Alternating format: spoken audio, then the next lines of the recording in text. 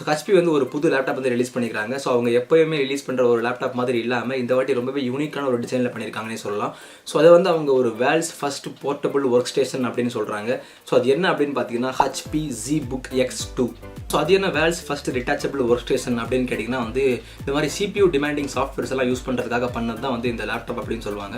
அதாவது ஒரு எக்ஸாம்பிளுக்கு இந்த அடோப் கிரியேட்டிவ் சாஃப்ட்வேர்ஸ் எல்லாம் இருக்குல்ல, அந்த Adobe Photoshop, Adobe light room, Adobe illustrator, so இந்த மாதிரி ப்ராசஸ்க்காக யூஸ் பண்ணுறதுக்காக ஒரு லேப்டாப் தான் வந்து இந்த ZBook X2. அப்புறம் இந்த 3D டிசைனிங், அப்புறம் ஃபோட்டோஷாப் ரீடச்சிங், அப்புறம் கலரிஸ்ட், ஸோ இந்த மாதிரி ப்ராசஸ்க்காக ரெடி பண்ணது தான் வந்து இந்த லேப்டாப் அப்படின்னு சொல்லுவாங்க. அது மட்டும் இல்லாமல் ரொம்பவே போர்ட்டபிளாக பண்ணியிருக்காங்க. அது மட்டும் இல்லாமல் இதோட டிஸ்பிளே பற்றி பார்த்தீங்கன்னா வந்து 14 inch 4K IPS பேனலில் வந்து பண்ணியிருக்காங்க.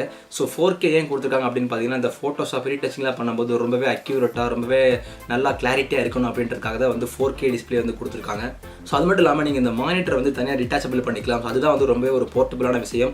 ஸோ உங்களுக்கு இந்த எல்லா காம்போனன்ட்ஸுமே வந்து அந்த மானிட்டரில் தான் இருக்குது. லைக் CPU, GPU எல்லாமே வந்து அந்த சிங்கிள் மானிட்டர்லேயே பண்ணியிருக்காங்க. ஸோ இது கூடவே பார்த்தீங்கன்னா நிறைய போர்ட்ஸ் கொடுத்துருக்காங்க. USB 3.1 போர்ட், அப்புறம் Type C போர்ட் 2 கொடுத்துருக்காங்க. அப்புறம் Thunderbolt போர்ட்ஸ் இருக்குது, எல்லாமே கொடுத்துருக்காங்கன்னே சொல்லலாம். ஸோ இந்த மானிட்டர் பார்த்தீங்கன்னா வந்து நமக்கு டச் ஸ்க்ரீன் தான். இந்த டிஸ்பிளே வந்து நமக்கு இந்த மாடர்ன் பெசல்லெஸ் டிஸ்பிளே மாதிரிலாம் இல்லாமல் ரொம்ப அதிகமான பெசல்ஸ் தான் கொடுத்துருக்காங்க.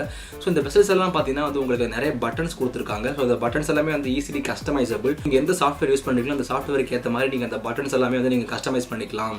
ஸோ அடுத்தோட ஸ்பெக்ஸ், ஸோ இதுலேயே வந்து நிறைய மாடல்ஸ் கொடுத்துருக்காங்க. ஸோ பேஸ் மாடல் பார்த்தீங்கன்னா வந்து i7 7th gen ப்ராசஸர், அப்புறம் 8GB RAM up to 32GB வரைக்கும் இன்க்ரீஸ் பண்ணிக்கலாம். 256GB SSD கொடுத்துருக்காங்க. அப் டு 1TB வரைக்கும் இன்க்ரீஸ் பண்ணிக்கலாம்.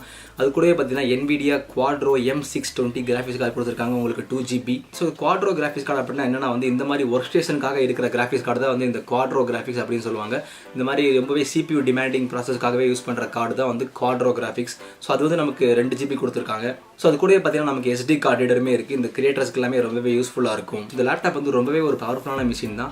ஹைலி ஃபார் இந்த டிசைனர்ஸ், அப்புறம் இந்த அடோப் ரீடச்சர்ஸ், கலரிஸ்ட்லாம் இருப்பாங்கல்ல, கண்டிப்பாக அவங்களுக்காகவே ரெடி பண்ண ஒரு லேப்டாப்னே சொல்லலாம். ஸோ இந்த லேப்டாப் வந்து ரொம்பவே காஸ்ட்லியும் கூட. இதோட பேஸ் மாடல் ப்ரைஸே வந்து கிட்டத்தட்ட 1,30,000 rupees வரைக்குமே போகுது.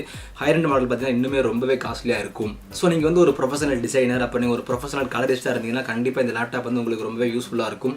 அது மட்டும் இல்லாமல் ரொம்பவே போர்ட்டபிளும் கூட. ஸோ ஓகே ஃப்ரெண்ட்ஸ், இன்றைக்கி இந்த வீடியோ அவ்வளோதான். இந்த வீடியோ பிடிச்சிருந்தா லைக் பண்ணுங்கள், ஷேர் பண்ணுங்கள், சப்ஸ்கிரைப் பண்ணுங்கள். அடுத்த வீடியோவில் பார்க்கலாம். Bye by.